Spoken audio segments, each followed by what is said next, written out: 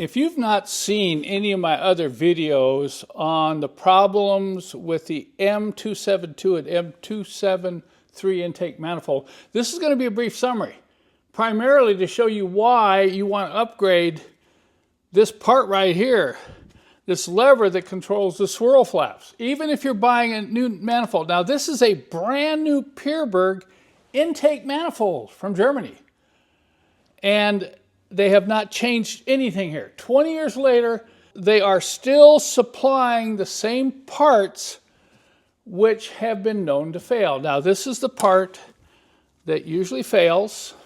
This is the lever that moves up and down, moves these two rods, see, that control the swirl flaps.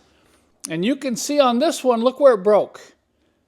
Right there. Broke right off, right where that ball was for the socket, and sometimes they'll crack right in through here. But this is a common failure because all the time the engine is running, this is going back and forth like this all the time, constantly. So after 50, 60, 70, 80, 100,000 miles, this can fail.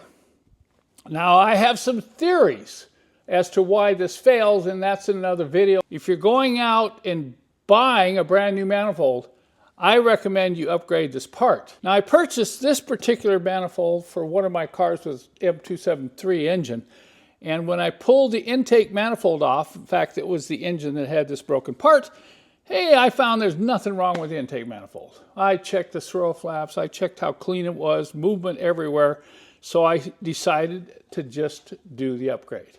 So if any of you are looking for a deal on a brand new manifold, I'll be putting this up for sale on my website.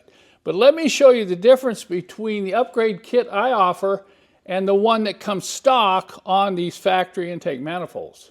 Okay, so you can see here is the lever that came off the new Pierberg manifold. Exactly the same that I removed from the broken one on my M273 engine. The vacuum actuator that comes with this is plastic. The rod is plastic, and sometimes these rods will break. So by installing the kit I offer, you're not just replacing this lever, you're also replacing this part here with the more robust part. Now, you'll see all over the internet things like this. Real cheap, you know, $15, $20, $25 on eBay, on Amazon. Now, I can't say this wouldn't work.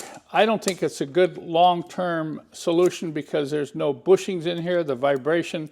There's lots of looseness in these, so over a long period of time, you're going to lose some of the precision, even though I have to admit these will never break. But I think this is a better solution. Look at the lever here. It's almost identical, but it has changed the geometry slightly so it won't bind like the original lever. But note here, it has the plastic bushings to prevent wear and vibration, but look at this. This is all metal. This is all aluminum, and look at that ball socket. That's metal. So that is never going to break off. And then if you look at the vacuum diaphragm, look at the rod. The rod is made out of metal. The diaphragm is silicone for long life.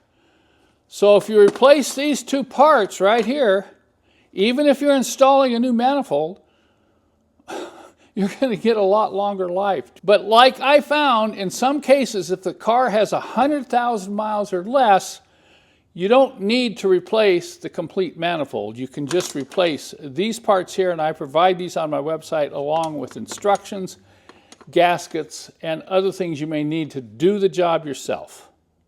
In closing here, I've got something very important to say, particularly if you're not familiar with this job or not even familiar with the problem. You cannot repair this, you cannot change these parts without taking the entire intake manifold off the engine.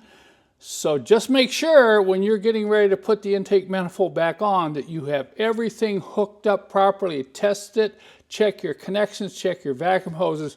You put this on and you don't do this right, you're going to take the manifold off again. That has to be a fair warning.